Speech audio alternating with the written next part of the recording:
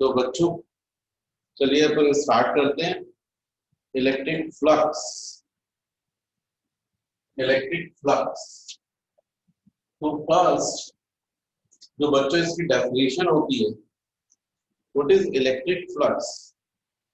Total number of electric lines of force passing through the surface normally where the surface placed in electric field is called electric flux.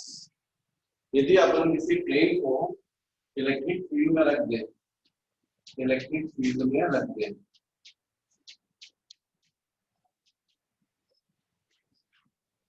ये electric field कैसे develop होती है? यदि हम एक big positive charge यहाँ पर रख दें और एक बिग नेगेटिव चार्ज भी यहाँ रख दें, तो इस कंडीशन में प्लस टू माइनस मूव करती है इलेक्ट्रिक लाइंस ऑफ फोर्स। ये जो plus two minus electric lines of force move कर रही हैं, उसी को हम लोग बोलते हैं इलेक्ट्रिक फील्ड। उसी की वजह से डेवलप होती है इलेक्ट्रिक फील्ड। अब उसमें यदि हमने किसी प्लेन को रखा तो इस प्लेन से जो perpendicular electric lines of force pass होंगी उनको हम बोलते हैं इलेक्ट्रिक फ्लक्स। इसलिए डेफिनेशन बनती है इलेक्ट्रिक फ्लक्स की, the total number of electric lines of force passing through the surface normally when the surface placed in electric field is called electric flux. It is denoted by phi. अब बच्चों ये जो phi है electric flux, ये actual में scalar quantity है। यदि plane ऐसा रखा हो और electric field left to right है इस तरीके से, तो जो एरिया होता है सरफेस एरिया, ये वेक्टर क्वांटिटी होती है और एरिया का डायरेक्शन हमेशा परपेंडिकुलर टू प्लेन होता है। ये जो मैंने बताया वो इलेक्ट्रिक फील्ड है। इलेक्ट्रिक फील्ड का डायरेक्शन ये है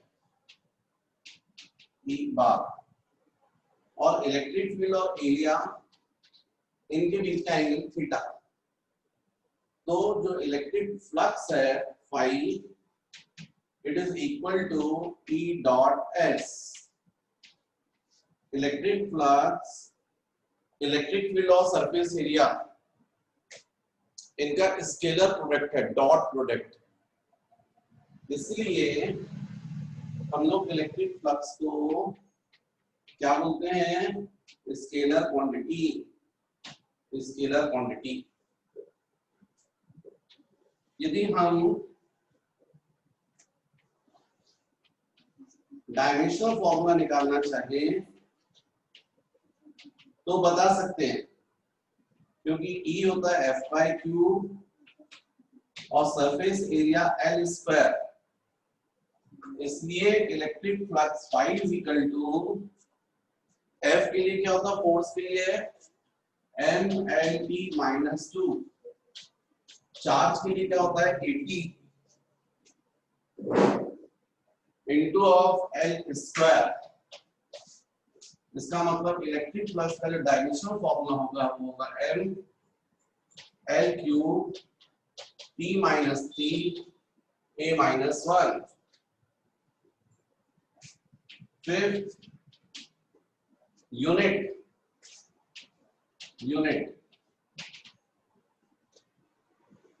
तो यूनिट के लिए हम लोग सीजीएस सिस्टम में बोलते हैं डाइन सेंटीमीटर स्क्वायर पर स्टेट कूलम। ये जो फॉर्मूला है ना, इसके बेसिस पर डाइन इंटू सेंटीमीटर स्क्वायर पर stat coulomb. In SI system newton metre square पर कूलम, न्यूटन मीटर स्क्वायर पर कूलम। 6 हमने बोला है phi is equal to E dot S। इसका मतलब phi is equal to E into S into cos theta. Phi is equal to E into S into cos theta. अब 7 if theta is equal to 0.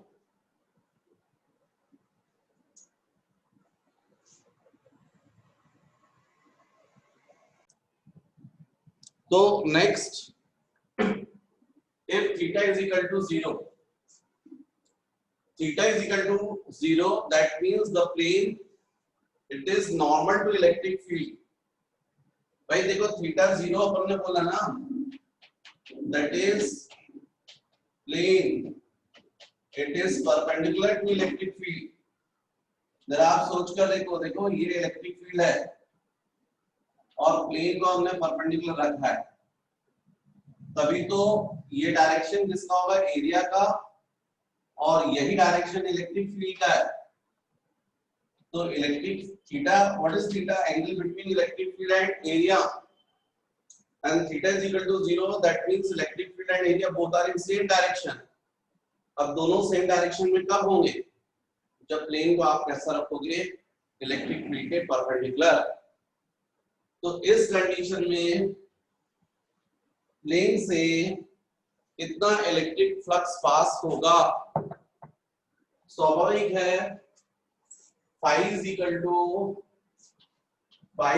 to E into S into cos 0। cos 0 आप लोग को मालूम है 1 होता है, और ये cos की कौन सी वैल्यू होती है, मैक्सिमम। जब आप यहाँ पर मैक्सिमम वैल्यू रखकर मल्टीप्लाई कर रहे हो तो प्रोडक्ट भी मैक्सिमम आएगा। तो इस कंडीशन में मैक्सिमम इलेक्ट्रिक फ्लक्स पास होता है। जब किसी प्लेन को इलेक्ट्रिक फील्ड में आप इलेक्ट्रिक फील्ड के परपेंडिकुलर रखेंगे तो उस प्लेन से जितनी इलेक्ट्रिक लाइंस ऑफ फोर्स होंगी वो सब परपेंडिकुलर जाएंगी, और जो perpendicular electric lines of force निकलती हैं उन्हीं को हम बोलते हैं इलेक्ट्रिक फ्लक्स। तो इस कंडीशन में इलेक्ट्रिक फ्लक्स मैक्सिमम होगा। Next 8 point, if theta is equal to 90, that is plane, it is parallel to electric field। theta 90 कब होगा बच्चों, जब प्लेन जो है वो इलेक्ट्रिक फील्ड के पैरेलल ऐसा होगा, क्योंकि इस कंडीशन में ये डायरेक्शन हो जाएगा इलेक्ट्रिक फील्ड का, और सरफेस एरिया का डायरेक्शन तो हमेशा परपेंडिकुलर टू प्लेन होता है। और जब हमने बोला था phi is equal to ES cos theta, तो what is theta, angle between electric field and surface area. तो अब डेफिनेटली यहाँ थीटा जो है वो 90 हो गया। तो 90 होने के लिए प्लेन को कैसा होना पड़ा, इलेक्ट्रिक फील्ड के पैरेलल। इस कंडीशन में इस प्लेन से कितना इलेक्ट्रिक फ्लक्स पास होगा, तो no doubt phi is equal to E into S into cos 90। cos 90 0 होता है तो 0, कोई भी इलेक्ट्रिक फ्लक्स पास नहीं होगा। बात भी बिल्कुल सही है, क्योंकि जितनी इलेक्ट्रिक लाइंस ऑफ फोर्स होंगी सब इस प्लेन के सरफेस से कॉन्साइड हो जाएंगी। हम किसको इलेक्ट्रिक फ्लक्स बोलते हैं, जो प्लेन के परपेंडिकुलर होती है। यहाँ तो परपेंडिकुलर है ही नहीं, सबकी सब क्या हो गई, सरफेस से कॉन्साइड हो गई, पैरेलल हो गई। इसलिए इस कंडीशन में इलेक्ट्रिक फ्लक्स की वैल्यू 0 होगी।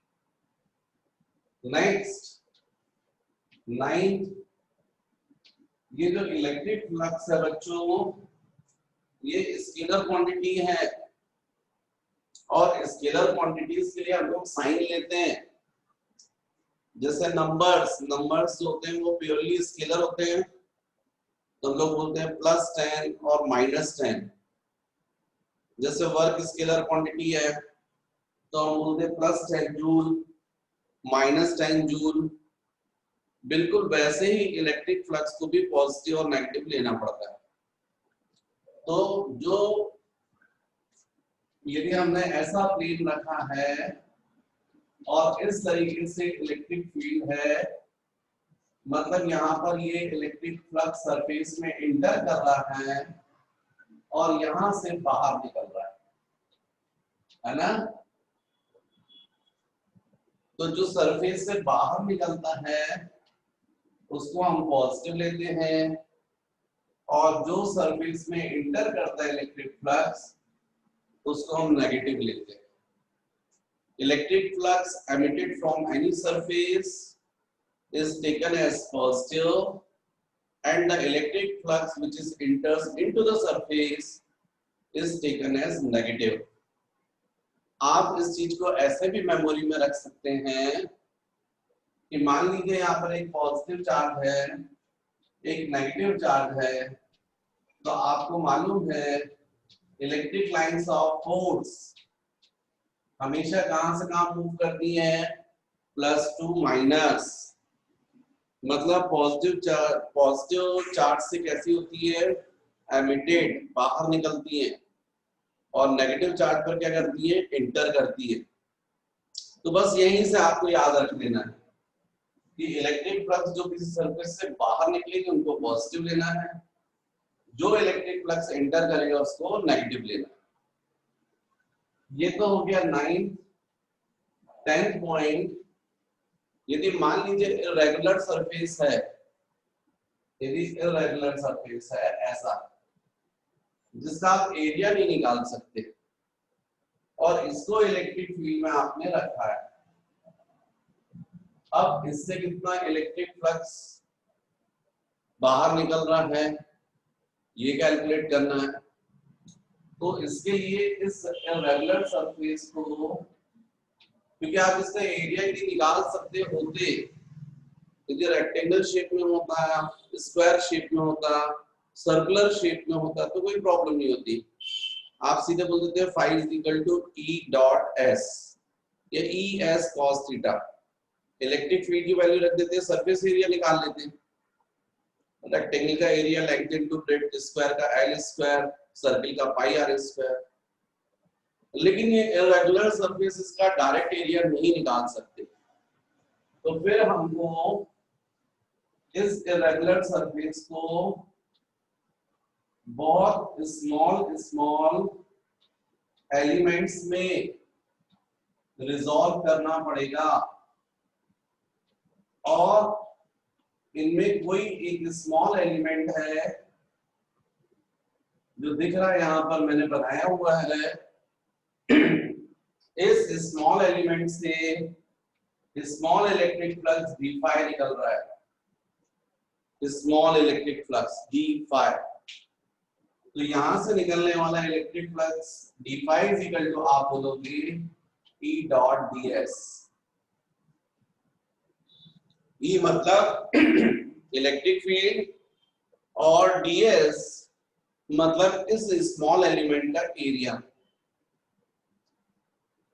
ये एक स्मॉल एलिमेंट से निकल रहा है इलेक्ट्रिक फ्लक्स, तो पूरे सरफेस से कितना निकलेगा, तो इसका integration of d phi, integration E dot ds, integration d phi phi, integration E dot ds।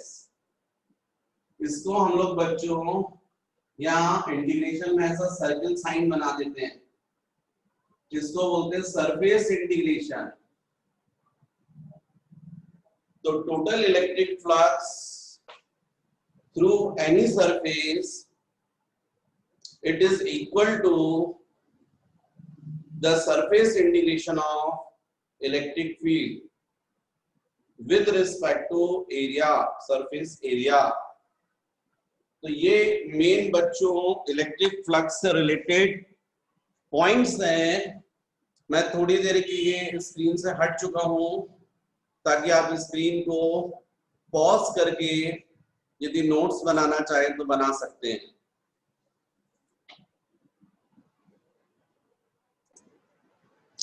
Next बच्चों, मुझे गॉस थ्योरम करवाना है, पर गॉस थ्योरम से पहले एक कॉन्सेप्ट और आपको क्लियर करना पड़ता है, और वो है सॉलिड एंगल। ये सॉलिड एंगल जो वर्ड है ये आप लोगों ने 11th में सुना था, सॉलिड एंगल। फंडामेंटल क्वांटिटीज जो आपने देखी थी तो उसमें 2 सप्लीमेंट्री फंडामेंटल क्वांटिटीज और देखी थी, एक थी एंगल और एक थी solid angle. What is the difference between the angle and solid angle? तो बच्चों एंगल जो है वो 2 डायमेंशनल फिगर्स में बनता है और सॉलिड एंगल 3 डायमेंशनल फिगर्स में बनता है। 2 डायमेंशनल फिगर का मतलब फॉर एग्जांपल सर्किल।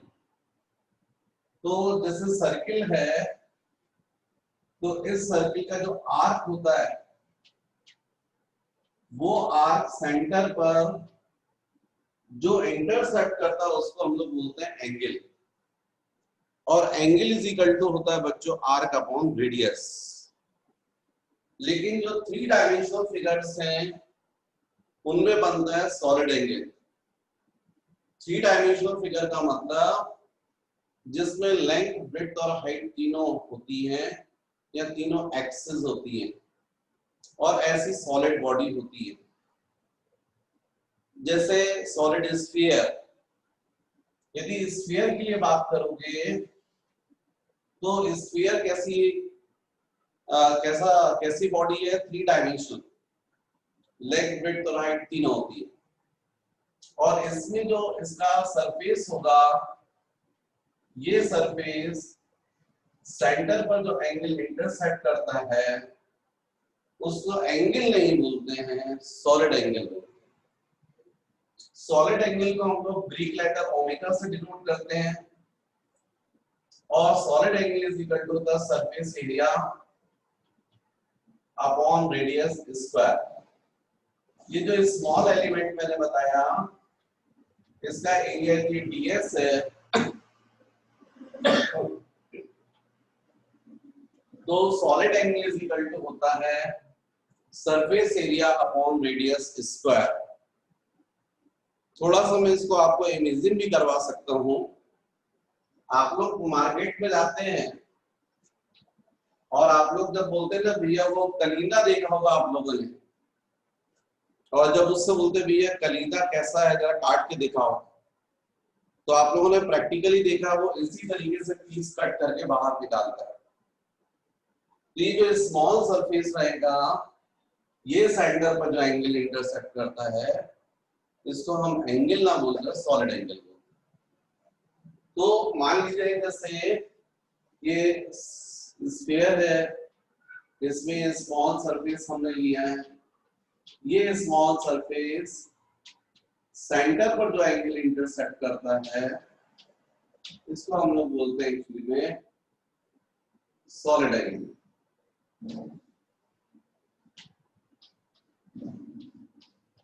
ये जो स्मॉल सरफेस है इसका सरफेस एरिया ds, तो सॉलिड एंगल ये भी स्मॉल बन रहा है इससे, इस सरफेस से, तो d ओमेगा, तो d omega is equal to ds upon r square. What is r radius of sphere? तो सॉलिड एंगल को हम लोग surface area upon radius square, ये क्या है? सरफेस एरिया,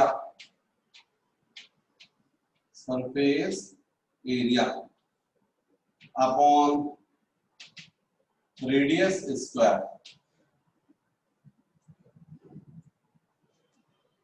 यहां पर चूंकि ये स्मॉल एलिमेंट था और इससे सेंटर पर जो सॉलिड एंगल बनना था वो भी स्मॉल था, और स्मॉल क्वांटिटी के लिए अपन d यूज कर लेते हैं, d ओमेगा, मतलब small solid angle by small solid surface ds। Otherwise हम बोल सकते थे omega is equal to s upon r square. फिर बच्चों ये जो सॉलिड एंगल है इसकी यूनिट SI यूनिट क्या होती है? Steradians. जैसे एंगल को रेडियंस में मेजर करते हैं, इसकी यूनिट होती है स्टे रेडियंस। अब यहां पर एक चीज आपको समझना चाहिए कि सरफेस और रेडियस हमेशा परपेंडिकुलर होते हैं। इसका मतलब यदि मैं आपसे क्वेश्चन करूं कि सॉलिड एंगल का रेडियस से क्या रिलेशन होगा, तो बच्चों मैंने मैक्सिमम अभी तक जितने बच्चों से आंसर सुना है सभी का एक कॉमन आंसर था, solid angle it is inversely proportional to r square. ये आंसर बच्चों गलत है, क्योंकि कभी भी आप डायरेक्टली प्रोपोर्शनल या इनवर्सली प्रोपोर्शनल रिलेशन बताते हैं तो आपको ये देखना होता कि बाकी बची हुई क्वांटिटीज कांस्टेंट है या नहीं। जैसे for example d omega is equal to d s upon r square, तो इसमें आप d omega directly proportional to d s तभी बोल सकते हो जब आर कांस्टेंट हो, और d omega inversely proportional to r square तब बोल सकते हो जब डी एस कांस्टेंट हो। मतलब ये डी ओमेगा जिन जिन क्वांटिटीज पर डिपेंड कर रहा है और उनमें से कोई एक क्वांटिटी के साथ का रिलेशन बताना है आपको, तो बाकी बची हुई क्वांटिटीज कांस्टेंट होना चाहिए। तो यदि आपसे पूछा जाए कि सॉलिड एंगल का रेडियस के क्या साथ रिलेशन है, तो मैंने मैक्सिमम बच्चों से आंसर यही सुना है 100% बच्चों से कि sir solid angle it is inversely proportional to r square, और ये जेई मेंस का क्वेश्चन है। देखो यहां पर ये स्मॉल स्फीयर है और यहां पर एक कॉन्सेंट्रिक बिग स्फीयर है, मतलब दो स्फीयर्स हैं, दोनों के सेंटर कॉमन है। तो यदि मैं ये सेंटर ये बोल रहा हूं और ये जो स्मॉल स्फीयर दिख रहा है उसका ये सरफेस डिसाइड करता हूं, ये सरफेस सेंटर पर नो डाउट ये सॉलिड एंगल बना रहा है। यदि इस सरफेस के लिए मैं सरफेस एरिया S1 बोलूं, इसका रेडियस R1 बोलूं और यहां सॉलिड एंगल ओमेगा बोलूं, तो डेफिनेटली आप बोलेंगे omega is equal to S1 upon R1 square. लेकिन यदि अब ये बिग स्फीयर जो था उसके इस पार्ट के ये जो पार्ट दिख रहा है, जैसे यहाँ पर ए बी पार्ट था, अब ये बिग स्फीयर का सीडी पार्ट, तो ये सीडी पार्ट सेंटर पर कितना सॉलिड एंगल बना रहा है, तो आपको दिखाई दे रहा है सेम बना रहा है सर। तो मैं पूछूं चलो अच्छा होता ओमेगा इज इक्वल टू क्या होगा, तो आप इस इतने पार्ट का एरिया सपोज S2 है और इस बिग स्फीयर का रेडियस सपोज R2 है, तो यदि मैं पूछूं ओमेगा क्या होगा, तो आप बोलोगे sir omega is equal to S1 upon R1 square भी होगा और omega is equal to S2 upon R2 square भी होगा, क्योंकि दोनों ही सरफेस सेंटर पर सॉलिड एंगल तो सेम बना रहे हैं। मतलब omega is equal to S1 upon R1 square भी होगा और S2 अपॉन R2 स्क्वायर, ये भी सही है। मतलब मैंने रेडियस R1 से R2 बदल दिया, तो क्या ओमेगा चेंज हुआ? नहीं हुआ। क्यों चेंज नहीं हुआ? क्योंकि पहले स्मॉल स्फीयर था उसमें R1 कम था तो सरफेस एरिया भी कम था, बाद में ये बिग स्फीयर आ गया, रेडियस ज्यादा हो गया तो सरफेस एरिया भी बढ़ गया, लेकिन ओमेगा कैसा मेंटेन है? सेम। इसका मतलब है omega it is independent from radius, और क्वेश्चन में जो आंसर था वो यही आंसर करेक्ट था। Solid angle it is independent from radius, radius पर डिपेंड नहीं करता, क्योंकि रेडियस आप इंक्रीज करोगे सरफेस एरिया भी इंक्रीज हो जाएगा। थर्ड, तीसरी बात, ये इस तरीके से कोई सरफेस है, और यहाँ कोई पॉइंट है, इस पर आपको सॉलिड एंगल बताना है। तो इतने पार्ट का सरफेस एरिया सपोज ds, और आपको क्लियर दिख रहा है यहाँ पर इस एंड का इस पर्टिकुलर पॉइंट से डिस्टेंस कम है और यहाँ से डिस्टेंस ज्यादा है, इसको मान लीजिए मैंने बोला r। अब आप इस सरफेस से यहाँ पर जो एंगल बन रहा है d omega, solid angle d omega आप बोलेंगे, पर अब d omega is equal to ds upon r square नहीं बोल सकते आप। आपको d omega is equal to जो भी सरफेस एरिया लेना है वो ऐसा लेना है जो आर के परपेंडिकुलर हो। मतलब जैसे ये, मतलब ये एंड से ओ के बीच का जितना डिस्टेंस है इस एंड से भी ओ का सेम डिस्टेंस आर होना चाहिए। इसका मतलब सपोज ये एंगल थीटा, तो ds का ये वाला कंपोनेंट कितना आ जाएगा ds cos थीटा। मतलब इतना जो एलिमेंट है ये ds cos थीटा डेफिनेटली, इसके लिए ये दोनों रेडियस हैं r r इक्वल डिस्टेंस। अब आप d omega is equal to बोल सकते हैं ds cos theta upon r square. इसलिए ध्यान दो बच्चों, आगे चलकर ये टर्म यूज होती है, ds cos theta upon r square जहां होता है अपन डी ओमेगा लिख लेते हैं, ये अपन करते हैं। फिर फोर्थ, यदि कंप्लीट स्फीयर है और इसका सरफेस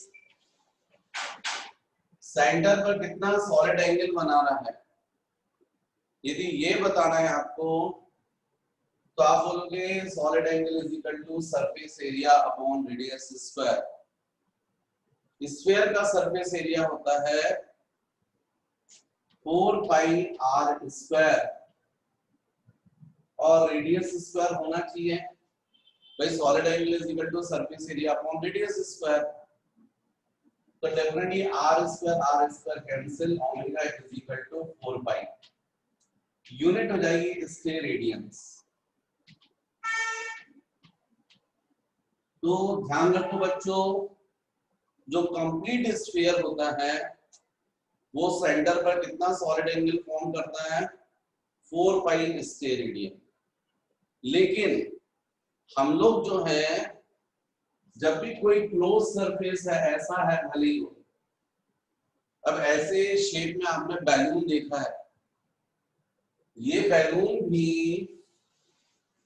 यहां पर कितना सॉलिड एंगल फॉर्म करेगा, तो यही स्फीयर वाला केस लेते हैं।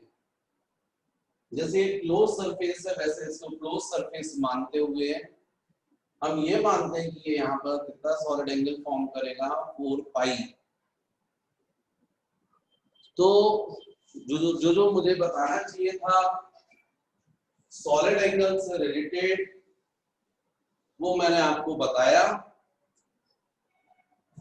शॉर्ट टाइम के लिए मैं थोड़ा सा स्क्रीन से अलग हो जाता हूं ताकि यदि आपको कुछ नोट्स बनाने हो तो आप स्क्रीन को, वीडियो को पॉज करके आप बना सकते हैं।